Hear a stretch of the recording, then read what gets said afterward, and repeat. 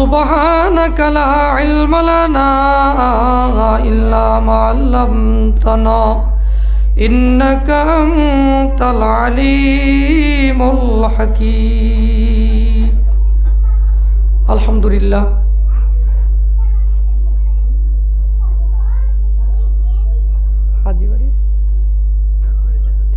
চরকরিচা হাজিবাড়ি বালিকা মাদ্রাসার কর্তৃক আয়োজিত অভিভাবক সম্মেলনের সম্মানিত সভাপতি, উপস্থিত আছেন আমার সাথে উলামায়ে কেরাম, দূর দূরান্ত থেকে আগত মা ও বোনেরা, সকলের প্রতি আমার সালাম। আসসালামু আলাইকুম ওয়া রাহমাতুল্লাহ। একটু সামনে একটু বাড়াই দিন। আমরা এই জান্নাতের বাগানে আসতে পারে আমরা খুশি না বেজার? হ্যাঁ, এই জান্নাতের বাগানের মাঝে যারা বসে কোরআন এবং হাদিসের আলোচনা শোনার জন্য, আল্লাহ তাআলা তাদের জন্য আসমান থেকে রহমত বর্ষণ করতে থাকে। বলেন সুবহানাল্লাহ। শুধু তাই না, আল্লাহ তাআলা বলেন, নবী আপনি পৃথিবীর সমস্ত উম্মাহকে আপনি জানিয়ে দেন, তাতানাজ্জালু আলাইহিমুল মালাইকা, আমি আল্লাহ আসমান থেকে জমিন পর্যন্ত রহমতের ফেরেশতা নাজিল করে দিই। সুবহানাল্লাহ। রহমত নাজিল করতে থাকি। আমরা যারা এখানে আসতে পারছি, কোরআন এবং হাদিসের আলোচনা শোনার জন্য বসছি, আল্লাহ তাআলা আপনাদেরকে আমাদেরকে রহমতের ফেরেশতা দ্বারা আল্লাহ তাআলা বেষ্টন করে রাখছেন। আবার বলি সুবহানাল্লাহ। পবিত্র কালামুল্লাহ শরীফ থেকে আমি একটি আয়াত কারিমা তেলাওয়াত করেছি। রাসূলের অসংখ্য হাদিস থেকে একটি হাদিস আমি তেলাওয়াত করেছি। আল্লাহ তাআলা যদি তৌফিক দান করেন, তার থেকে আমি কিছু আলোচনা করব, আপনারা শুনবেন তো ইনশাআল্লাহ? হ্যাঁ, যদি আপনারা শোনেন তাহলে আপনাদের কাছে আমার একটা অনুরোধ থাকবে, ভিতরে যারা আছেন অনুগ্রহ করে কেউ কোনো ধরনের কথা আপনারা বলবেন না। কোরআন এবং হাদিসের আলোচনা শোনার জন্য বসছেন, ফেরেশতারা আপনি আমার জন্য দোয়া করতে থাকে। আল্লাহ তাআলার দরবারে ফেরেশতারা বলে, ওগো মালিক, আয় আল্লাহ, যে সমস্ত মা এবং বোনেরা এই দুনিয়ার সমস্ত ঝামেলা থেকে ফারেক হয়ে আপনার হাবিবের কথা, আপনার কথা শোনার জন্য যারা বসছে, আল্লাহুম্মা গফির লাহু, আল্লাহ আপনি তার হায়াতের জিন্দেগির গুনাহ মাফ করে দিন। বলেন সুবহানাল্লাহ। শুধু তাই না, ফেরেশতারা দোয়া করতে থাকে, ও আসমানের মালিক, ও জমিনের মালিক, আয় আল্লাহ, যারা এই দুনিয়ার সমস্ত কাজ থেকে ফারেক হয়ে, ও আসমানের মালিক, আয় আল্লাহ, যারা আপনাকে খুশি করার জন্য, আপনার হাবিবকে খুশি করার জন্য বসছে, আল্লাহুম্মা রহমহু, ও আকাশের মালিক, ও জমিনের মালিক, আয় আল্লাহ, ওই বান্দা এবং বান্দির উপর আপনি দয়া করেন, রহম করেন। শুধু তাই বলে না, তাই বলে শেষ করে না, ফেরেশতারা আমারও দোয়া করতে থাকে, ও আসমানের মালিক, ও জমিনের মালিক, আয় আল্লাহ, যারা এখানে কোরআন এবং হাদিসের আলোচনা শোনার জন্য বসছে, এই হাজিবাড়ি বালিকা মাদ্রাসাতে খাওয়ার কোনো ঘোষণা দেওয়া হয় নাই, এমনভাবে টাকা দেবে এরকম কোনো ঘোষণা দেওয়া হয় নাই।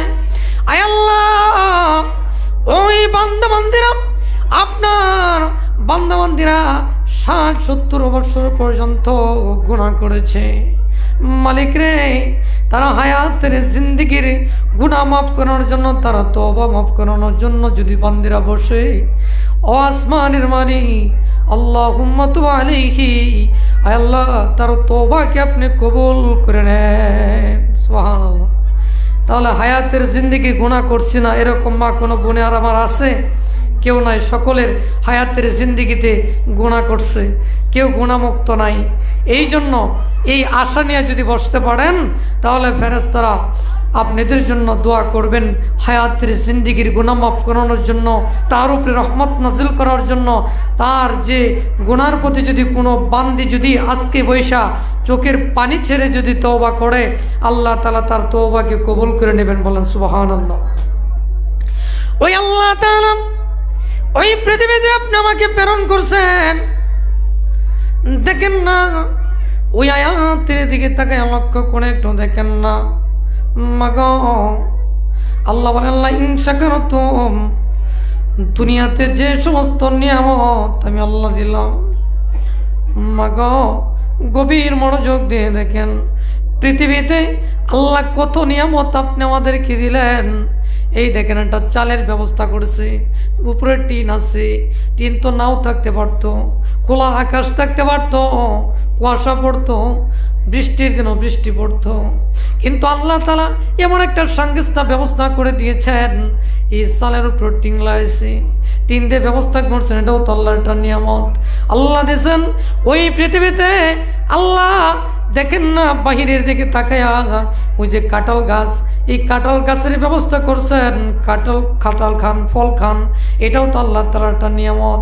ওমা ওই দিকে বাদ দিলাম, আল্লাহ বুঝাইতে চাই নবী গো, আপনি পৃথিবীর উম্মাকে আপনি জানিয়ে দেন যে পৃথিবীতে কত নিয়ামত আমি আল্লাহ দিলাম। আমার বান্দিরা যেন লক্ষ্য করে দেখে যে এমন নিয়ামত আমি দিলাম যে একটা মানুষকে, সুস্থ সবল মানুষ, ওই মানুষটা ফজরের পর থেকে নিয়ে সন্ধ্যা পর্যন্ত অক্সিজেন গ্রহণ করে, আলো বাতাস অনুভব করে। আলো বাতাস নেই, অক্সিজেন নেই, এই অক্সিজেনের জন্য আমি আল্লাহ কোনো ধরনের বেনিফিট গ্রহণ করি না, টাকা নেই নাই। যদি বলা যায় অচর করে মা বোনেরা সকাল থেকে সন্ধ্যা পর্যন্ত অক্সিজেন গ্রহণ করলেন, আল্লাহকে কয় টাকা দিছেন? তখন আপনি না বলুন হুজুর 1 টাকাও দেই নাই। এটা কি বড় নিয়ামত না? ভাষা সাইকোলজির ভাষা অনুযায়ী, ডাক্তারের প্রেসক্রিপশন অনুযায়ী একজন গবেষণা করে যে একজন মানুষ, সুস্থ মানুষ সকাল থেকে সন্ধ্যা পর্যন্ত 550 লিটার অক্সিজেন গ্রহণ করে। আমার গভীর মনোযোগ, ওই মানুষটা যখন আমি যখন হসপিটালে চলে যায়, যখন অক্সিজেন নাকের ভিতরে লাগায়, ঘন্টাতে 40 টাকা, 50 টাকা, 60 টাকা পর্যন্ত দেওয়া লাগে। মাগ ওই ময়মনসিংহ থেকে যখন ট্রান্সফার করে ঢাকায় নিয়ে যায়, ঢাকা যখন অক্সিজেন লাগায় তখন 100 থেকে 150 টাকা ঘন্টাতে অক্সিজেনের টাকা দিতে হয়। ওমা আমি যদি জিজ্ঞাসা করি মাগ সকাল থেকে সন্ধ্যা পর্যন্ত 550 লিটার অক্সিজেন গ্রহণ করলা গো মা, আল্লাহকে কয় টাকা বেনিফিট দিছ, কয় টাকা আল্লাহকে দিছ? তখন বলবা, জবাবে বলবা আমাকে, জবাবে বলবা 1 টাকাও আল্লাহকে দেই না। এটা কি আল্লাহর বড় নিয়ামত না? এই নিয়ামত পায়া কয়দিন শুকরিয়া আদায় করছেন? রাতের বেলা 2 রাকাত নামাজ পড়ে আল্লাহ তাআলার দরবারে শুকরিয়া আদায় করছে, আল্লাহ তুমি আমাকে সকাল থেকে সন্ধ্যা পর্যন্ত অক্সিজেন দিলা, আমি বড় শুকরিয়া আদায় করলাম, আলহামদুলিল্লাহ। এই 2 রাকাত নামাজ পড়ে যদি জিজ্ঞাসা করি মাগো কয়জন আসো এই মজলিসের মাঝে, এই মাজমার মাঝে, হাত তুলে দেখাও তো, একজনও বাইরে হল। ওমা এত নিয়ামত আল্লাহ পৃথিবীতে দিলেন। আল্লাহ বুঝাইতে চাই নবী গো, সকাল থেকে সন্ধ্যা পর্যন্ত অক্সিজেন দিলাম, আমি বান্দা বান্দির কাছ থেকে 1 টাকাও বেনিফিট হিসেবে গ্রহণ করি নাই।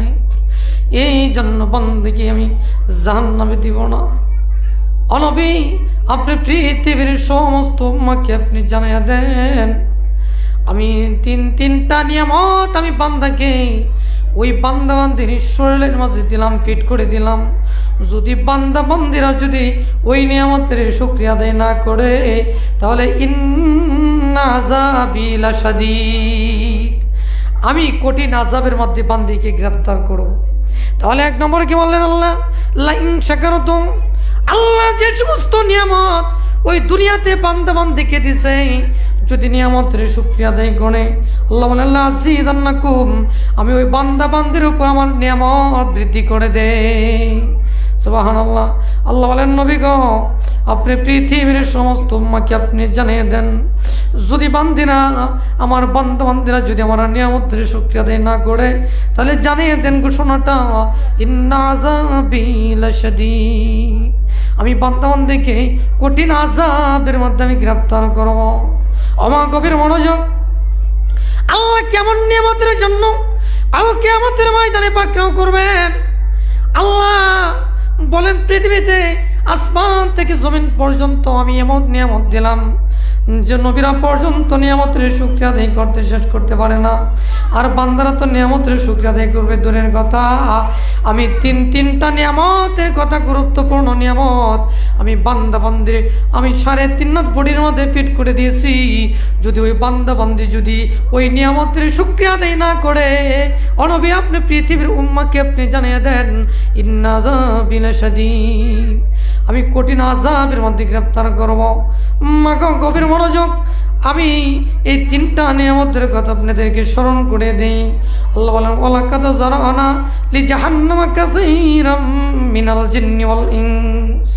আল্লাহ বলেন নবী গো, আপনি পৃথিবীর উম্মাকে আপনি জানিয়ে দেন অধিকাংশ মানব এবং জিন জাতিদের মধ্য থেকে অধিকাংশ মানব এবং জিন জাতিকে আমি জাহান্নামে প্রেরণ করব। ওই 3টা নিয়ামতের 3.5 বডির মাঝে 3টা নিয়ামত আমি বান্দাকে দিলাম। যদি বান্দা বান্দিরা 3টা নিয়ামতের শুকরিয়া আদায় না করে, তাহলে 3টা নিয়ামত কি আল্লাহ বাজাইতে চাই লাহু কুলুবুল্লাহ ইয়াফকাহুনা বিহা। নবী আপনি পৃথিবীর উম্মাকে আপনি জানিয়ে দেন 1 নম্বর নিয়ামত আমি বান্দার 3.5 বডির মাঝে একটা কলব ফিট করে দিয়েছি। সুবহানাল্লাহ। মাগো রাস্তার দিকে তাকিয়ে দেখেন আপনার মতো কত মহিলা কত বোনেরা আছে রাস্তার মধ্যে, দেখেন পাগল অবস্থা ঘোরাফেরা করতেছে। পাগল বুঝে না খাবার কোনটা ভালো কোনটা খারাপ, কোনটা ভালো মন্দ তমিজ করতে পারে না, পার্থক্য করতে পারে না। মাগো এমনও মানুষ আছে, আপনি আমার মতো মানুষ রাস্তার মধ্যে ঘুরে কিন্তু কথা বলতে পারে না। লোকটা বোবা, কথা বলতে পারে না, ইশারাঙ্গিতে বোঝায় যে বোঝায় আমি ঢাকা যাব, ময়মনসিংহ শহরে যাব, আমার খাবারের প্রয়োজন, হাত দ্বারা ইশারা দ্বারা বোঝা, কিন্তু কলব আছে কিন্তু বোঝাইতে পারে না গো, বুঝাইতে পারে না, কথা বলতে পারে না, হাত দেয়া ইশারাঙ্গিতে বোঝা। ও মা, তোমার ভিতরে 3.5 বডির মাঝে আল্লাহ তোমাকে কলব ফিট করে দিয়েছেন। আল্লাহ বলেন কলব দিয়ে আমি শেষ করি নাই, ইয়াফকাহুনা বিহা, ওই বান্দা এবং বান্দিকে বোঝানোর জন্য আমি আল্লাহ ক্ষমতাও দিয়ে দিয়েছি। সুবহানাল্লাহ। আল্লাহ এই 3.5 বডির মাঝে এমনভাবে আল্লাহ কলব দিলেন, কলব দিয়ে আল্লাহ বুঝার মতো ক্ষমতা দিয়েছেন, ভালো মন্দ বুঝতে পারি। যে খাবারটার সামনে দিলে বলতে দেখি আব্দুল্লাহ খাবার খাও, আব্দুল্লাহ ডাক দিয়ে বলে কি খাবার খাবো, খাবার তো নষ্ট হয়ে গেছে, নাকের কাছে নিতেই বুঝে, ভালো মন্দ বুঝতে পারে। যে বলে যারা এই রাস্তা দিয়ে যেও না, সামনে গেলে তুমি সাগরে পড়ে যাবা, আগুনে পড়ে যাবা, ওইটা সে বুঝতে পারে, কথাও বলতে পারে, কথা বুঝতেও পারে, কথা বলতে পারে। তাহলে এই বোঝার জন্য ক্ষমতা দেওয়ার পরেও যারা বুঝে না, আল্লাহ বলেন ইন্না আযাবি লাশাদীদ, এই কলব পায়া যদি শুকরিয়া আদায় না করো মাগো, কাল কিয়ামতের ময়দানে আল্লাহ কঠিন আযাবের মধ্যে গ্রেফতার করে ফেলবেন। আল্লাহ বলেন শুধু আল্লাহ শুধু তাই বলে শেষ করে না, আল্লাহ বোঝায় দেন নবী গো, আপনি পৃথিবীর উম্মাকে আপনি জানিয়ে দেন, শুধু তাই বলে শেষ করে না। আল্লাহ বলেন আলাহুম কুলুবুল্লাহ ইয়াফকাহুনা বিহা ওয়া লাহুম আ'য়ুনুল্লাহ ইবসিরুনা বিহা।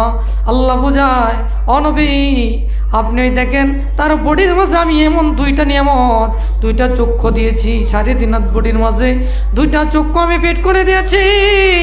ওই চোখটা আমি চোখটা দিয়েছি, শুধু তাই না চোখ দিয়ে শেষ করি না, অন্ধ বানাই নাই, আমি চোখে দেখার মতো তাকে ক্ষমতাও দিয়েছিলাম। আল্লাহ বুঝাই নবী গো, পৃথিবীর উম্মাকে আপনি জানিয়ে দেন যে আমি কি করেছি, তার 3.5 বডির মাঝে আমি 2টা চক্ষু ফিট করে দিয়েছি। চোখটা ফিট করে শেষ করি নাই, ভালো জিনিস দেখার জন্য তাকে ক্ষমতাও দিয়েছি। যদি ওই সমস্ত নিয়ামত পায়া যদি শুকরিয়া আদায় না করে, ইন্না আযাবি লাশাদীদ, আমি কঠিন আযাবের মধ্যে গ্রেফতার করব।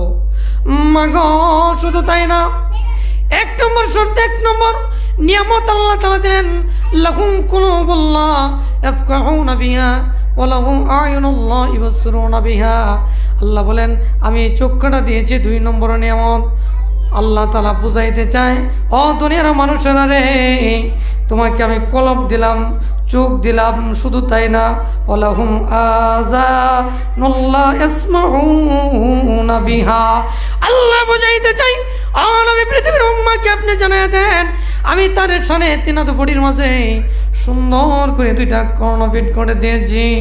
আমি কর্ণপিট করে দিয়ে শেষ করি নাই, আমি হাটকালা বানাইতে পারতাম, কানে শুনতে পারতাম না এরকম বানাইতে পারতাম।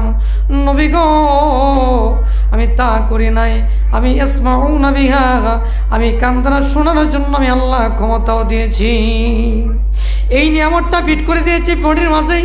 যদি এই নিয়ামতের শুকরিয়া আদায় না করে তাহলে কঠিন আযাবের মধ্যে আমি বান্দা এবং বান্দিকে গ্রেফতার করে ফেলব। মাগো ওই নিয়ামত আল্লাহ দিছেন। আল্লাহ বলেন পৃথিবীতে অনেক নিয়ামত তোমাকে দিলাম, তোমার মতো বান্দা বান্দি আছে সকালবেলা খেলে যদি খাইতে পারে দুপুরবেলা খেতে পারে না, রাতের বেলাও কোনোদিন খাবার জুটে না, কপালে জুটে না। মাগো আল্লাহ তো তোমাকে বড় ভাগ্যবর্তী বানাইছে, 3 বেলা খেতে পারতেছ, সকালে খাও, দুপুরে খাও, রাত্রে খাও, আল্লাহর শুকরিয়া আদায় করো না। ও মা যদি এই সমস্ত নিয়ামতের শুকরিয়া আদায় না করো তাহলে আল্লাহ ইন্না আযাবি লাশাদীদ, আল্লাহ কঠিন আযাবের মধ্যে গ্রেফতার করবেন। মা গভীর মনোযোগ। আল্লাহ বলেন যদি নিয়ামত এই পৃথিবীতে যে সমস্ত নিয়ামত আমি আল্লাহ দিলাম যদি নিয়ামতের শুকরিয়া আদায় করো, আল্লাহ বলেন লাযিদান্নাকুম, আমি নিয়ামত বৃদ্ধি করে দেই। আল্লাহ কেমন নিয়ামত বৃদ্ধি করে দেন? গভীর মনোযোগ। নিয়ামতের শুকরিয়া আদায় যদি করতে পারেন আল্লাহ আপনার নিয়ামতের মধ্যে বৃদ্ধি করে দিবেন। ও মা আজকে আপনার বিবাহ হয়েছে, বোনদেরকে বলবো বিবাহ হয়েছে, স্বামী হয়েছে কালো, জামাই হয়েছে কালো, দাদিকে বলে, বাবাকে বলে, মাকে বলে, কি জামাইয়ের কাছে বিবাহ দিছে, ওই কালো জামাই আমার পছন্দ হয় নাই, পছন্দ হয় নাই। মারে ভাগ্যটা বিশ্বাস করতে হবে, আল্লাহর প্রতি শুকরিয়া আদায় করতে হবে। তোমার কপালে আছে কালো স্বামী, ওটাকে তুমি গনিমত মনে করো, তুমি শুকরিয়া আদায় করো। ওমা যদি শুকরিয়া আদায় করো পৃথিবীতে যে সমস্ত নিয়ামত আল্লাহ দিছেন তাহলে নিয়ামত আল্লাহ বৃদ্ধি করবে। কিভাবে? একটু গভীর মনোযোগ। একজন আল্লাহর নবীর সাহাবী যুদ্ধের ময়দান থেকে আসছে, জাবের রাদিয়াল্লাহু তাআলা আনহু, ক্ষুধার অবস্থা, ক্ষুধার যন্ত্রণা সহ্য করতে পারে না, একটা পাথর পেটের মাঝে বাঁধে আসলেন। আসার পরে আল্লাহ হাবিবের দরবারে এসে বলে ইয়া রাসূলুল্লাহ, ইয়া হাবিবাল্লাহ, ও গো আল্লাহর রাসূল, ও গো আল্লাহর নবী, ইয়া রাসূলুল্লাহ খিদার যন্ত্রণা সহ্য করতে পারি না, একটু খাবারের ব্যবস্থা করবেননি? আল্লাহর হাবিব রাগ করলেন না, গুসা করলেন না। আল্লাহর হাবিব তার জুব্বাটা একটু উপর দিকে আঙ্গাইলেন, আঙ্গায় বুঝাইলেন যাবে তুমি ক্ষুধার যন্ত্রণা সহ্য করতে পারো না, তা খায়া দেখো আমার পেটের মধ্যে 2টা পাথর বাঁধা। আল্লাহু আকবার। চিন্তা করছেন? আল্লাহ নবী গুসা করলেন না, আল্লাহ নবী রাগ করলেন না। আল্লাহর হাবিব একটু দেখাইয়া দিলেন, জুব্বাটা একটু উপর দিয়ে আঙ্গাইয়া দেখাইলেন, যাবে রে তোমার পেটের মধ্যে 1টা পাথর বাঁধছ, আমি নবী 2টা পাথর পেটের মধ্যে বাঁধছি। ক্ষুধার যন্ত্রণা। গভীর মনোযোগ মা আমার পড়ে না। এমন নবী জাবের রাদিয়াল্লাহু তাআলা ওই দৃশ্যটা দেখে দৌড়ে আসলেন বাড়িতে, এসে বললেন বিবি রে একটা দৃশ্য দেখে আসলাম, আমি সহ্য করতে পারি না। ও বিবি, আল্লাহর হাবিব ক্ষুধার যন্ত্রণা 2টা পাথর পেটের মধ্যে বাঁধছে, খাবারের কিছু আসেনি। বিবি ডাকতে বলে প্রাণের স্বামী আমার, ঘরের মধ্যে তো কিছু খাবার নাই, তবে কিছু আটা আছে, একটা বকরির বাচ্চা আছে, জবাই করলে কিছু গোশত হবে। ও প্রাণের স্বামী আমার, তাছাড়া ঘরের মধ্যে কিছু নাই। বলছে কয়জন মানুষ খাওয়ানো যাবে? আল্লাহর হাবিব সহ যে 2 থেকে 3 জন সাহাবীকে খাওয়ানো যাবে। তখন জাবের রাদিয়াল্লাহু তাআলা আসলেন, এসে বললেন ইয়া রাসূলুল্লাহ, আপনার সহ 3 জন সাহাবীর দাওয়াত আজকে আমার বাড়িতে দুপুরবেলা। আল্লাহ নবীর কথা শোনার সঙ্গে সঙ্গে সাহাবায়ে কেরামের একটা কাফেলাকে আল্লাহ নবী বললেন, ও আমার সাহাবীরা রে, আজকে দুপুরবেলা জাবেরের বাড়ি তোমরা 3000 সাহাবীর দাওয়াত। সুবহানাল্লাহ। এই কথা শুনে দৌড়ে আসলেন, জাবের রাদিয়াল্লাহু তাআলা বাড়িতে আসলেন, এসে বললেন বিবি রে মাথাটা পুরো নষ্ট হয়ে যায়। ও বিবি, আল্লাহ নবী 3000 সাহাবীকে দাওয়াত দিয়ে দিছে। বিবি ডাকতে বলে, ও প্রাণের স্বামী আমার, আপনি কয়জন মানুষকে দাওয়াত দিছেন? স্বামী বলে, ও প্রাণের বিবি আমার, আমি আল্লাহর নবী সহ তিনজনকে দাওয়াত দিছি। আল্লাহ নবী তার জবান থেকে 3000 সাহাবীকে দাওয়াত দিছে। সুবহানাল্লাহ। বিবি বলেন, আল্লাহ তাখাফু ওয়া লা তাহজানু। ও প্রাণের স্বামী আমার, বিবিটা আমার অনেক কানা ছিল। তিনি কৃতজ্ঞতা আদায় করে আল্লাহর প্রতি শুকরিয়া আদায় করে বলে যে, ও প্রাণের স্বামী আমার, আপনি কোনো ভয় করবেন না, আপনি কোনো চিন্তা করবেন না। আল্লাহর হাবিব যেহেতু দাওয়াত দিছে, আল্লাহর হাবিব যেহেতু 3000 সাহাবীকে দাওয়াত দিছে, আল্লাহর হাবিব দাওয়াত দিছে, আল্লাহর হাবিবই ভালো বুঝবে। আপনার টেনশন করার কোনো দরকার নাই। বিবি তো নেককার, এই নেককার বিবি বলতেছে, ও প্রাণের স্বামী আমার, খাবার রেডি হয়ে গেছে, রান্না বান্না শেষ। আল্লাহর হাবিবকে দাওয়াত দিয়েছেন। আল্লাহর হাবিবকে দাওয়াত দিল। দাওয়াত দেওয়ার পরে আল্লাহর হাবিব ডাক দিয়ে বললেন, ও আমার সাহাবীরা, যাও যাও যাও, তোমরা রওনা হয়ে যাও, জাবেরের বাড়িতে চলে যাও। জাবেরের বাড়িতে দুপুরবেলার দাওয়াত। জাবেরের বাড়িতে জায়গা নাই, অল্প কিছু জায়গা। ওই জায়গার মধ্যে যে যেখানে বসতে পারছে বসছে। 3000 সাহাবীর কাফেলা নিয়ে আল্লাহর হাবিব রওনা হয়ে গেছে। বাড়ির মধ্যে পৌঁছাই জাবেরকে ডাকলেন, ও জাবের শোনো, তুমি একটা কাজ করো, খাবারগুলো নিয়ে আসো। জাবের রাদিয়াল্লাহু তাআলা খাবারগুলো নিয়ে আসলেন। আসার পরে ডাক দিয়ে বলে যে, ও জাবের, তোমাকে 2টা শর্ত দিলাম। 1 নম্বর শর্ত হলো, জাবের রে, যে বিসমিল্লাহ বলে তুমি খাবার দেওয়া শুরু করবা, এমনভাবে 2টা রুটি, 1টা করে গোশতের টুকরা দিবা। আর যতক্ষণ 2 নম্বরের শর্ত, যতক্ষণ পর্যন্ত আমি নবী না বলবো, ততক্ষণ পর্যন্ত তুমি ওই পাতিলের ঢাকনা গুছায় দেখবা না খাবারের শেষ হয়ে গেছে কিনা। এই 2টা শর্ত তোমাকে আমি দিলাম। এমনভাবে 1000 সাহাবীকে আল্লাহর হাবিব বসাইলেন। বসানোর পরে আল্লাহর হাবিবকে জাবের রাদিয়াল্লাহু তাআলা ডাকতে বলেন, ইয়া রাসূলুল্লাহ, ইয়া হাবিবাল্লাহ, আপনি প্রথম সারিতে বসেন।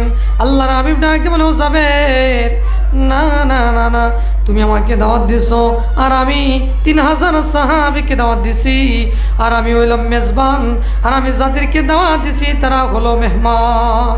যতক্ষণ পর্যন্ত মেহমান না খাবে, ততক্ষণ পর্যন্ত আমি নবী খাবো না। 1000 সাহাবীকে বসাইল। এমনভাবে জাবের রাদিয়াল্লাহু তাআলা 2টা শর্ত আল্লাহর হাবিব দিলেন। ও জাবের, খাবার দেওয়া শুরু করো। জাবের রাদিয়াল্লাহু তাআলা 1টা করে গোশতের টুকরা, 2টা করে রুটি দেওয়া শুরু করলো। 1000 সাহাবীকে খাওয়াইলো, আবার আরেক 1000 সাহাবীকে বসাই দিল। এমনভাবে 2000 সাহাবীকে এলো। আবার ভাবে 3000 সাহাবী তৃতীয় কাতারে যখন বসাইবেন, জাবের নাক দিয়ে বলে, ইয়া রাসূলুল্লাহ, ইয়া হাবিবাল্লাহ, আপনি ক্ষুধার যন্ত্রণা, আপনার ক্ষুধার যন্ত্রণার কারণে আমি জাবের দাওয়াত দিলাম। ইয়া রাসূলুল্লাহ, আপনি কাতারে বসেন। আল্লাহর হাবিব ডাক দিয়ে বলে, ও জাবের, তুমি আমাকে দাওয়াত দিছো, আর আমি 3000 সাহাবীকে দাওয়াত দিছি। ও জাবের, খোদার কসম করে বলি, যতক্ষণ পর্যন্ত আমার সাহাবীর, আমার মেহমান না খাবে, ততক্ষণ পর্যন্ত আমি নবী খাবো না। 3000 সাহাবী তৃতীয় কাতারে যখন বসাইলো, জাবের রাদিয়াল্লাহু তাআলা 1টা করে গোশতের টুকরা, 2টা করে রুটি দেওয়া শুরু করে দিল। দিতে দিতে খাবার দেওয়ার সময় শেষ। জাবের রাদিয়াল্লাহু তাআলা তার মনকে বুঝাইতে পারতেছে না, না জানি আমার রাসূলের জন্য খাবার শেষ হয়ে গেছে কিনা। জাবের রাদিয়াল্লাহু তাআলা মনকে বুঝাইতে পারতেছে না। তিনি জাবের রাদিয়াল্লাহু তাআলা তিনি কি করলেন, পাতিলের ডাকনা গুছায় একটু দেখলেন। দেখার পরে দেখলেন যে পরিমাণ খাবার তার বিবি রান্না করে দিয়েছিল, ওই পরিমাণ খাবারই ওই পাতিলের মাঝে আছে। বলেন সুবহানাল্লাহ। আল্লাহর হাবিব জিজ্ঞাসা করলো, যাবে, তোমাকে 2টা শর্ত দিয়েছিলাম। 1 নম্বর শর্ত হলো যে তোমাকে বিসমিল্লাহ বলে খাবার দিতে শুরু করেছিলাম, দিতে বলছিলাম, তুমি দিছনি, ইয়া রাসূলুল্লাহ খা। 1 নম্বর বিসমিল্লাহ বলে দিছি। 2 নম্বরের শর্ত, ওই পাতিলের তোমার পাতিলের ঢাকনা গুছাইয়া তোমাকে দেখার জন্য নিষেধ করেছিলাম, তুমি কি এটা পালন করছো নি? জাবের রাদিয়াল্লাহু তাআলা ডাক দিয়ে বলে, ইয়া রাসূলুল্লাহ, ইয়া হাবিবাল্লাহ, ও গো আল্লাহর হাবিব, আমি 2টা আপনি আমাকে শর্ত দিয়েছিলেন, আমি 1 নম্বরের শর্তটা পালন করছি। ও গো আল্লাহর হাবিব, 2 নম্বরের শর্তটা আমি পালন করতে পারি নাই। ইয়া রাসূলুল্লাহ, যখন 3000 সাহাবী খাইলো, খাওয়ার পরে আমার মনকে মানাইতে পারতেছি না, এই নবীর ক্ষুধার যন্ত্রণার কারণে আমি দাওয়াত দিলাম, অল্প কিছু খাবার আমার বিবি রান্না করে দিছে, না জানি আমার নবীর জন্য খাবার শেষ হয়ে গেছে কিনা। এই জন্য ইয়া রাসূলুল্লাহ, আমি পাতিলের ঢাকনা গুছায় একটু দেখে ফেলেছি। সুবহানাল্লাহ। আল্লাহ নবী রাগ করলেন না, গুসা করলেন না। আল্লাহ নবী ডাক দিয়ে বললেন, ও জাবের, শোনো, যদি তুমি ওই পাতিলের ঢাকনা গুছায় না দেখতা, তাহলে এই তামাম দুনিয়ার তামাম মদিনার মানুষরা খাবার খাইতো, তাহলে তোমার পাতিলের খাবার শেষ হইতো না। সুবহানাল্লাহ। তাহলে বোঝা গেল বিসমিল্লাহর বরকত আছে। আর তিনি যে আল্লাহর প্রতি শুকরিয়া আদায় করেছিলেন, এই শুকরিয়া আদায় করার কারণে লাইন শাকারতুম লাযিদান্নাকুম, আল্লাহ বলেন, নবী গো, পৃথিবীর সমস্ত উম্মাহকে জানিয়ে দেন যে আপনার বান্দা বান্দিরা যদি যে সমস্ত নিয়ামত আমি দিছি, ওই নিয়ামত পায় যদি শুকরিয়া আদায় করে, লাযিদান্নাকুম, তাহলে জাবেরের খাবারের মতো আল্লাহ আপনার খাবারের মধ্যে আল্লাহ বৃদ্ধি করে দিতে পারেন কিনা। মাগো, আজকের স্বামী যদি একটা কাপড় দিল, আরেকটা চাহিদা মতো কাপড় দিতে পারলো না, ওমা বলতে থাকেন যে আমার স্বামীর ঘরে আমি এসে সুখ পাইলাম না। মনে করেন বললেন, ওর স্বামী আমার ময়মনসিংহ শহরে বাণিজ্য মেলা জমছে, আমাকে বাণিজ্য মেলা নিয়ে যাইতে হবে, আমাকে একটু কেনাকাটা করে দিতে হবে, কিছু কসমেটিক কিছু কাপড় চোপড় কিনে দিতে হবে। মনে করেন স্বামী স্বাদ আছে, সাধ্য নাই, স্বামী মনে করছিল নিয়ে যাব, কিন্তু পকেটে টাকা নাই, নিয়ে যাইতে পারলো না। রাতের বেলা অনেক মা বোনেরা আছে মুখ ফুলে বসে থাকে, তখন জিজ্ঞাসা করে, স্বামী জিজ্ঞাসা করে, ও বিবি আমার, কি হয়েছে, তোমার খাবার কোথায় টেবিলে? বলে যে লয়ে লয়ে খাও, পাতিল থেকে লয়ে লয়ে খাও, খাবার দিতে পারবো না। কিছু মা বোনেরা বলে কিনা? হ্যাঁ বলে, যে চাহিদা মতো কিছু স্বামী যদি কিছু না দিতে পারে, তাহলে মুখ ফুলায় রাখে, রাতের বেলা খাবার আর টেবিলের মধ্যে রাখে না। স্বামী যদি জিজ্ঞাসা করে, বিবি আমার, টেবিলের উপরে খাবার নাই, খাবার কোথায়? কম মন চাইলে লয়ে লয়ে খাইতে পারো, না মন চাইলে না খাও, কোনো সমস্যা নাই, আমি নিয়ে দিতে পারবো না, খাবার দিতে পারবো না। কারণ কি? ওই যে গতকাল বলছিলেন বাণিজ্য মেলা নিয়ে যাইতে হবে, কসমেটিক কিনে দিতে হবে। স্বামীর তো স্বাদ আছেন, কিন্তু নিয়ে যাব, কিন্তু সাধ্য নাই, টাকা পয়সা নাই, নিয়ে যাইতে পারলো না। তখন মনে করেন মুখ ফুলায় বৈশা রয়েছেন, এমনভাবে বলতে থাকে, ও প্রাণের স্বামী আমার, তোমার ঘরে 60 থেকে 70 বছর পর্যন্ত তোমার সংসার করলাম, ঘর করলাম, ও প্রাণের স্বামী আমার, মা রাআইতু খায়রুম মিনকাতু, তোমার ঘরে আইসা আমি এক বিন্দু পরিমাণ সুখ পাইলাম না। আল্লাহ নবী বলেন, এই তুমি যে 60-70 বছর পর্যন্ত তুমি যা আমল করেছো, তোমার আমল বরবাদ হয়ে গেছে। একটা ঘটনা আপনাদেরকে শোনাই। আল্লাহ হাবিবকে যখন জিবরিল জাহান্নাম জান্নাত জাহান্নাম দেখাইলো, দেখানোর পরে সাহাবায়ে কেরাম আরজ করলেন, ইয়া রাসূলুল্লাহ, ইয়া হাবিবাল্লাহ, আপনি যে জান্নাত জাহান্নাম আল্লাহ তাআলা আপনাকে দেখাইলো, জাহান্নামের মধ্যে আপনি কি দেখতে পাইলেন? আল্লাহ ডাক দিয়ে বললেন, ও আমার সাহাবীরা, জানোনি জাহান্নামের মধ্যে আমি উকিরে যখন দেখলাম, তখন অধিকাংশ মহিলারা জাহান্নামী হয়ে গেছে, এটা আমি দেখতে পারলাম। সাহাবায়ে কেরাম জিজ্ঞাসা করলো, ইয়া রাসূলুল্লাহ, ইয়া হাবিবাল্লাহ, ওই জাহান্নামী অধিকাংশ মহিলারা জাহান্নামী হওয়ার কারণটা কি? আল্লাহ নবী ডাক দিয়ে বলে, ও আমার সাহাবীরা, জানোনি 2টা কারণে অধিকাংশ মহিলারা জাহান্নামী হয়ে গেছে। সাহাবায়ে কেরাম জিজ্ঞাসা করলেন, ইয়া রাসূলুল্লাহ, ইয়া হাবিবাল্লাহ, 2টা কারণ কি? কি কারণে মহিলারা জাহান্নামী হয়ে গেছে? আল্লাহ নবী ডাক দিয়ে বলে, ও সাহাবীরা আমার, জানোনি 1 নম্বর কারণ হলো ওই মহিলারা তার স্বামীর অকৃতজ্ঞতা করে। অকৃতজ্ঞতা কেমনভাবে করে? যেমনভাবে ওই যে বললাম যে স্বামীর কাছে চাইলো, গয়না চাইলো, ভালো কাপড় চোপড় চাইলো, কোনো এক জায়গায় বিনোদনের জন্য নিয়ে যাইতে বললো, স্বামী দিতে পারলো না, আর মহিলাটা বললো, ও প্রাণের স্বামী আমার, 60-70 বছর পর্যন্ত তোমার ঘর করলাম, কাজের বুয়ার মতো কাজ করলাম, সকাল থেকে সন্ধ্যা পর্যন্ত কাজের বুয়ার মতো কাজ করেছি, তোমাকে রান্না বান্না করে খাওয়াইছি, তোমার মা বাবাকে সেবা যত্ন করেছি, তোমার সন্তানাদের লালন পালন করেছি, কিন্তু তোমার কাছে একটা আবদার করলাম, তুমি আবদারটা মিটাইলা না। তোমার ঘরে আইসা মা রাআইতু খায়রুম মিনকা, তোমার ঘরে আইসা এক বিন্দু পরিমাণ সুখ পাইলাম না। আল্লাহ নবী বলেন, আমার সাহাবীরা জানো নি, ওই স্বামী 60-70 বছর পর্যন্ত তার বিবিকে খাওয়াইলো, কিন্তু একদিন তার চাহিদা মতো তার মনের আশা পূরণ করতে পারল না।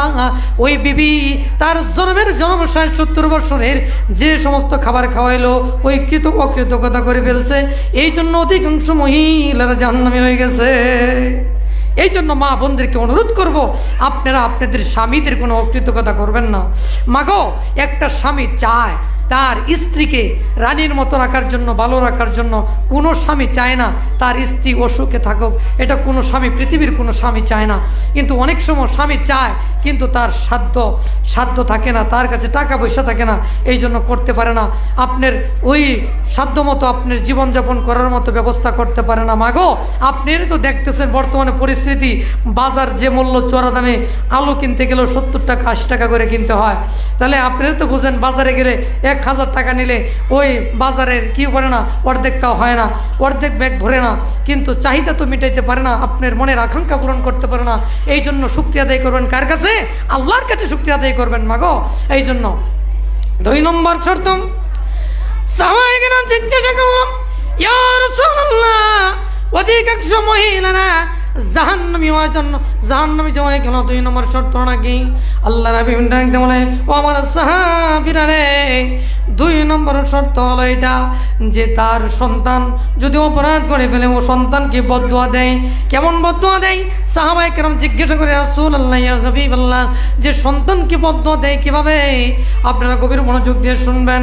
এমনও সন্তান আছে সকালবেলা মা বাদ দিছে, চাহিদা মতন সন্তানের খাবার হয় নাই, সন্তান একটা প্লেট ভেঙে ফেলেছে, একটা গ্লাস ভেঙে ফেলেছে, আর মা বলতে থাকে, ও সন্তান, তোর মতো সন্তান আমার দরকার নাই। অথবা মায়ের কাছে টাকা চাইছে, মা গো আমাকে আজকে 5000 টাকা দিতে হবে, মা টাকা দিল না। এমনভাবে সন্তান একটা অপরাধ করে ফেলেছে, একটু বেড়া ভেঙে ফেলেছে, একটু জিনিস ভেঙে ফেলেছে, আর মা বলতে থাকে, ও সন্তান, তোমার মতো সন্তান আমার দরকার নাই। এই যে সকালবেলা ঘর থেকে বের হয়ে গেছো, আল্লাহ যেন তোমাকে সন্ধ্যাবেলা যেন তোমার চেহারা যেন আল্লাহ আমাকে না দেখায়। তুমি গাড়ির নিচে অ্যাক্সিডেন্ট হইয়া মরে যাও, তোমার মতো সন্তান আমার দরকার নাই। আল্লাহ নবী ডাকতে বলে, সাহাবীরা রে, ওই সমস্ত মায়েরা তার সন্তানকে বদদুয়া দেওয়ার কারণে অধিকাংশ মহিলারা জাহান্নামী হয়ে গেছে। ও মা, এই কাজটা জীবনেও করবা না। আল্লাহর হাবিবের চরিত্র, মহান চরিত্রের অধিকারী ছিল। মাগো,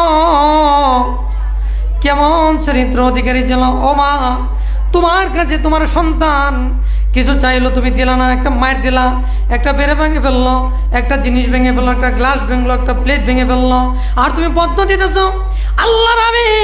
আল্লাহর হাবিবের জীবনের দিকে তাকায় দেখো মাগো, কত সুন্দর চরিত্রের অধিকারী ছিল। একজন সাহাবী আল্লাহর হাবিবের দরবারে এসে বলে, ইয়া রাসূলুল্লাহ, ইয়া হাবিবাল্লাহ, ও গো আল্লাহর হাবিব, আমার জিনা করতে মন চায়, আপনি অনুমতি দেন। আল্লাহর হাবিব রাগ করলেন না, গুসা করলেন না। আল্লাহর হাবিব বললেন, ও সাহাবী, আমার একটা প্রশ্নের জবাব দিবানি, তারপরে তোমাকে আমি জিনা করার অনুমতি দেব। সাহাবী বললেন, ইয়া রাসূলুল্লাহ, হ্যাঁ, আপনার প্রশ্নের জবাব আমি দিব।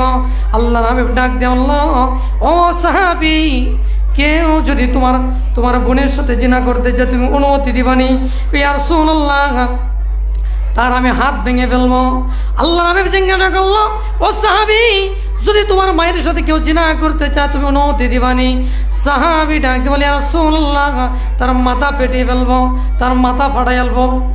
সাহাবী ডাকতে বলে, আল্লাহ ডাকতে বলে, ও সাহাবী, যদি কেউ তোমার বউয়ের সাথে, যদি তোমার স্ত্রীর সাথে যদি কেউ জিনা করতে চায় তুমি অনুমতি দিবানি? সাহাবী ডাকতে বলে, রাসূলুল্লাহ বলেনটা কি? আমি তাকে জীবনে মেরে ফেলবো, তাকে দুনিয়া থেকে বিদায় করে দিব। আল্লাহ আমি ডাকতে বললাম, আল্লাহ নবী তার কথা অনুযায়ী রাগ করলেন না, গুসা করলেন না। আল্লাহ নবী ডাকতে বলেন, ও সাহাবী, তুমি যে ওই মহিলার সাথে তুমি যে জিনা করতে চাও, অনুমতি চাও, ও সাহাবী তুমি যেমন তোমার বোনের সাথে জিনা করলে তোমার যেমন খারাপ লাগে, ও সাহাবী তুমি যেমন তোমার মায়ের সাথে জিনা করলে যেমন তোমার খারাপ লাগে, ও সাহাবী তুমি যেমন তোমার স্ত্রীর সাথে জিনা করলে তোমার যেমন খারাপ লাগে, ও সাহাবী তুমি যে জিনা করো সেও তো কারো বোন, কারো মা, কারো স্ত্রী, তার কাছে তো খারাপ লাগে। তাহলে তোমাকে জিনা করার অনুমতি কিভাবে দেই? তোমার কাছে যদি তোমার মায়ের যদি ইজ্জত থাকে, তোমার সম্মান থাকে, তোমার কাছে যদি তোমার বোনের ইজ্জত, তোমার বোনের ইজ্জত থাকে, ইজ্জত হয়, আর তোমার কাছে যদি তোমার স্ত্রীর ইজ্জত লাগে, ইজ্জতের মানহানি হয়, তোমার বোনের সাথে যদি কেউ জিনা করতে চায়, তোমার যেমন প্রেস্টিজে বাজে, তোমার মায়ের সাথে জিনা করতে যেমন তোমার প্রেস্টিজে বাজে, তোমার স্ত্রীর সাথে জিনা করতে যেমন তোমার প্রেস্টিজে বাজে, ও সাহাবী তুমি যেমন ভাবে কোনো মহিলার সাথে জিনা করবা, সেও তো কারো বোন, কারো মা, কারো স্ত্রী, তার কাছেও তো খারাপ লাগে। তো তুমি যেমন তোমার ইজ্জত আছে, তোমার বোনের ইজ্জত আছে, তোমার কাছে যেমন তোমার মায়ের ইজ্জত আছে, তোমার কাছে যেমন তোমার স্ত্রীর ইজ্জত আছে, ওই যে ব্যক্তির সাথে, যে মহিলার সাথে তুমি জিনা করবা, সেও তো কারো ভাই, কারো ভাই লাগে, কারো বাবা লাগে, কারো কি লাগে, এমনভাবে স্বামী লাগে, তারও তো খারাপ লাগবে। তাহলে তুমি কিভাবে তার সাথে জিনা করতে চাও? মা বন্ধনে কি বলবো, আর সামান্যতম কষ্টের কারণে আপনারা বদদোয়া দেওয়া শুরু করেন। মা গো, আল্লাহ রসুলের জীবনের চরিত্র দিকে তাকায় দেখেন, আল্লাহ হাবিব এই মহিলা জাহিলতের যুগে আপনাদের কোনো মূল্য ছিল না। মা গো, আপনাদের কোনো মূল্য ছিল না, দাম ছিল না। যেমন ভাবে একজন মহিলার কথা আলোচনা করে, একটা মেয়ের কথা, যেমন ভাবে একজন লোক ছিল দাইয়া কালবি, ইসলাম গ্রহণের পূর্বে মাগো ওই জাহিলাতের যুগে মহিলাদের কোনো মূল্য ছিল না, আপনাদের মহিলাদের কোনো মূল্য ছিল না। মেয়ে হইলে তারা কলঙ্ক মনে করতো, মেরে ফেলতো। এমনভাবে দাইয়া কালবি তার বিবেকে ডাকতে বলো, বিবি রে, যদি তোমার ঘর থেকে ছেলে সন্তান হয় তাহলে তুমি কি করবা? রাইখা দেবা। আর যদি মেয়ে সন্তান হয় তাহলে জীবন তো মেরে ফেলবা। ও বিবি, আমি যাইতেছি ব্যবসার উদ্দেশ্যে, আমি চলে যাইতেছি। তোমার ঘর থেকে যদি মেয়ে সন্তান হয় তুমি মেরে ফেলবা, আর ছেলে সন্তানের রাইখা দেবা। দাইয়া কালবি চলে গেলেন, অনেক দূরে চলে গেলেন ব্যবসার উদ্দেশ্যে। অনেক বছর পরে বাড়িতে আসলেন, আসার পরে তার শ্বশুরালয়ে গেলেন, শ্বশুর বাড়িতে গেলেন, গিয়ে তারা বিবিকে বললেন, ও বিবি, কিছুদিন আগে তোমাকে জিজ্ঞাসা করলাম তোমার ঘর থেকে কি হয়েছিল, ছেলে সন্তান হয়েছিল, মেরে ফেলছে, মিথ্যা কথা বলছে। আর তার মেয়েটা বড় হয়ে গেছে, খুব সুন্দর ফুটফুটে একটা মেয়ে, তার নাম জামিলা। জামিল শব্দটা হলো সুন্দর। এই সুন্দরী ফুটফুটে মেয়েটা, তার মা কোনোদিন মেয়েকে মারতে পারে না। বাবার একটু আদর কম থাকলেও মা কিন্তু সন্তানের যদি এটা ল্যাংরা ফোলাপা নয়, আত্রা হয়, মনে চোখে দেখে না, হাঁটতে পারে না, মায়ের কাছে কিন্তু এটাই কিন্তু কি হীরার মতো, স্বর্ণের মতো দামি। এই সন্তান তো মারতে পারে না। মায়ের ঘর থেকে ফুটফুটে একটা সন্তান, মেয়ে সন্তান হয়েছে, যার নাম রাখছে জামিলা। মা বলে আমি তো আমার সন্তান মারতে পারি না। এই দেখেন, একটু লক্ষ্য করে দেখেন, ছেলে সন্তান যদি বাবাকে মাকে বাদ না দেয়, কিন্তু মেয়ে সন্তান কিন্তু বাবা মাকে কোনোদিন ফেলে না। বিয়ে দেওয়ার পরেও বাবার জন্য পাগল পাড়া থাকে মেয়েরা, খাওয়ানোর জন্য, যে আমার বাবা আসতেছে, কি খাওয়াইলে আমার বাবা খুশি হবে, আমার বাবা কি পছন্দ করে, খাওয়ানোর পরে আদর আপ্যায়ন করে কিছু টাকা পয়সাও দেয়, বাবাকে রাইখা দেয়। কিন্তু ছেলে সন্তানের এত মায়া মমতা থাকে না, মেয়েদের যত মায়া আছে ভিতরে। এমনভাবে তার মা জামিলাকে মারে নাই, রাইখা দিছে, তার বাড়িতে রাইখা দিছে। আর দাইয়া কালবি অনেক বছর পরে আসছে বাড়িতে আসার পরে তার শ্বশুরালয়ে গেছে, শ্বশুর বাড়িতে। আর তার মা মনে করেছে যে জামিলা যেহেতু বড় হয়ে গেছে, আর মাঝে মাঝে উকি দেয়, আর তার বাবাকে দেখে, তার বাবাও মেয়েকে দেখে, আর বাবা আবার তার চেহারার দিকে তাকায়, মেয়ের চেহারার দিকে তাকায়, মনে হয় মেয়ের প্রতি তার ভালোবাসা হয়েছে। আপনারা কি কন, ভালোবাসা হয়েছে? ভালোবাসা হয় নাই, ভালোবাসা হয় নাই। বাবা মনে মনে ভাবতেছে, আমার মনে হয় আমার কলঙ্কের হার আমার গলার মধ্যে হয়ে গেছে, গলায় মানুষ আমাকে অপবাদ দিবে, মেয়ে সন্তান হয়েছে।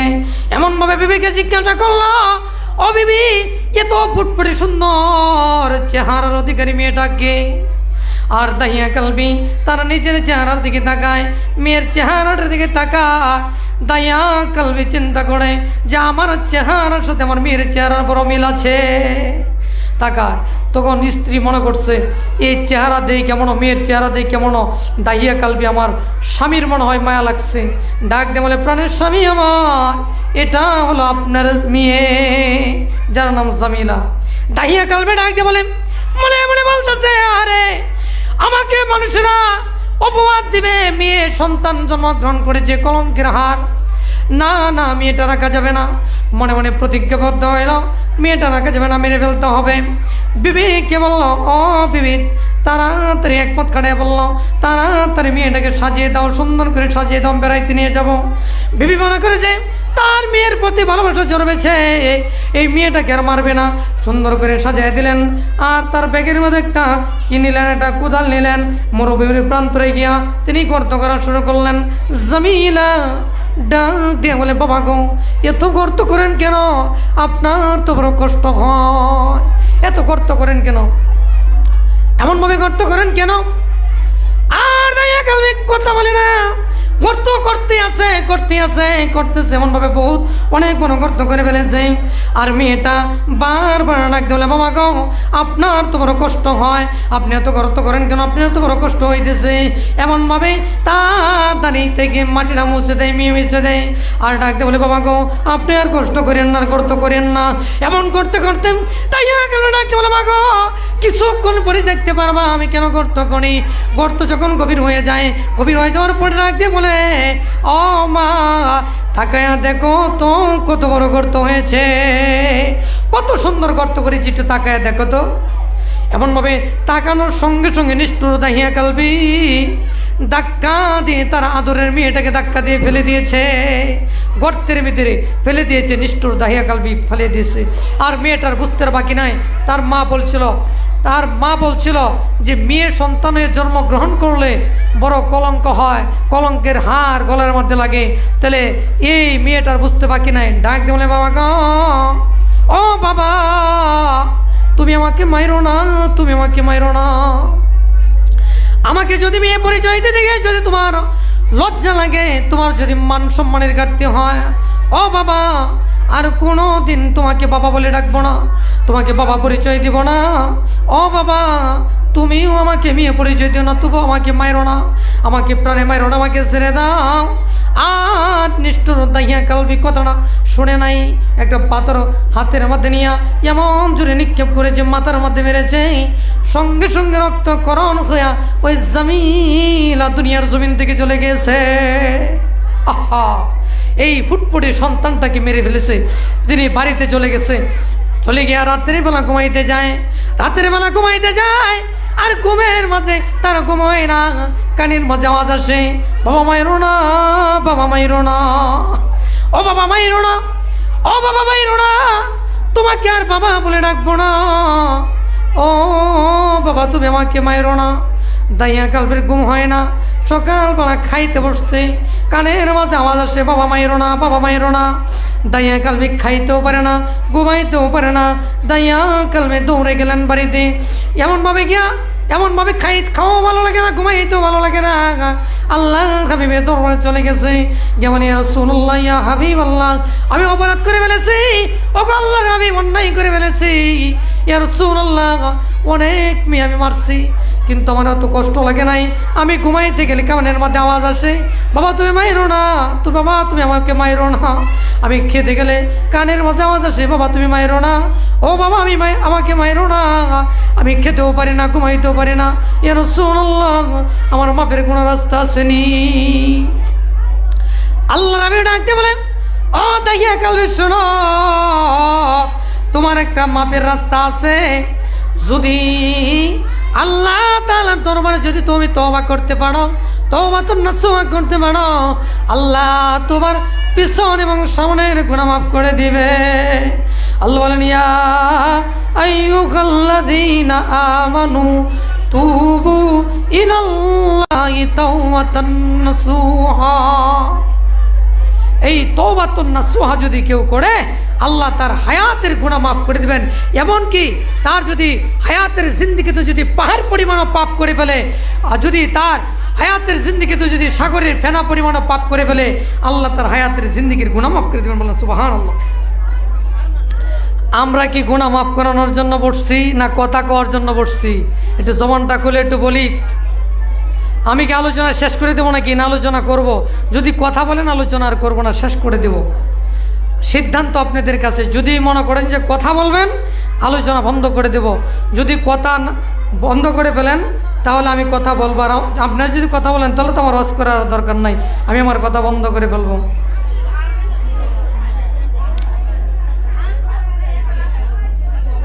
এমনভাবে কি করতে হবে? নিজের চরিত্রকে গঠন করতে হবে। নিজের চরিত্র সুন্দর মার্জিত চরিত্রের অধিকারী হতে হবে। যদি নিজের চরিত্র দেখে থাকান, নিজের চরিত্র যদি ভালো হয় তাহলে ভালো সন্তানের আশা করা যায়। কোরআন হাদিসের আলোচনা শোনার জন্য পড়ছেন, যদি চুপ করে বসে থাকেন তাহলে আপনি যদি কোরআন হাদিসের আলোচনা শুনেন, আমল করেন, 5 ওয়াক্ত নামাজ পড়েন, রোজা রাখেন, নিজের সতীত্বর হেফাজত করেন, তাহলে আপনার গর্ভ থেকে আপনার মতোই সুন্দর চরিত্রের অধিকারী মানুষ হবে। কি কন? আপনারা ভালো মানুষ সৃষ্টি করার গোডাউন হলেন। আপনারা খারাপ মানুষ সৃষ্টি করার গোডাউনও কি আপনারা যদি ভালো হন তাহলে ক্ষেত যদি ভালো হয় তাহলে ফসল ভালো হয়।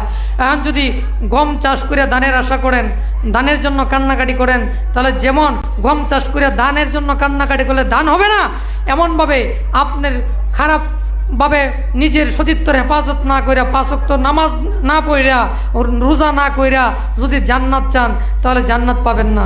যেমনভাবে গমের চাষ করে ধানের জন্য কান্নাকাটি করলে ধান পাবেন না, এমনভাবে নামাজ না পড়া, রোজা না রাখিয়া যদি আপনি জান্নাতে যাওয়ার জন্য কান্নাকাটি করেন, এমনভাবে সম্ভব হবে না। কথা কন ঠিক না বেটি? তাহলে নিজের চরিত্রের হেফাজত করতে হবে, নিজের চরিত্রকে সুন্দর করে গঠন করতে হবে, তাহলেই ভালো মানুষ সৃষ্টি করা সম্ভব।